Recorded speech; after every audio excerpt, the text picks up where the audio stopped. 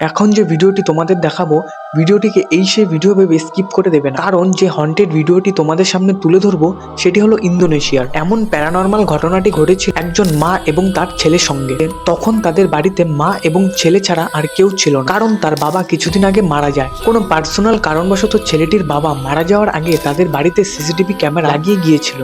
এরপর মা এবং ছেলের সঙ্গে এমন ভয়ানক ঘটনাটি ঘটবে সেটি তারা স্বপ্নেও কল্পনা করতে পারেনি। এমন সিচুয়েশন হয়েছিল যে বাড়িতে ক্যামেরা না থাকলে তাদের কথা কেউ বিশ্বাসই করতো না। ভালো লাগলে অবশ্যই লাইক করবে এবং সাহসী হলে পেজটিকে ফলো করবে। চলো ভিডিও ফুটেজটি দেখা যাক।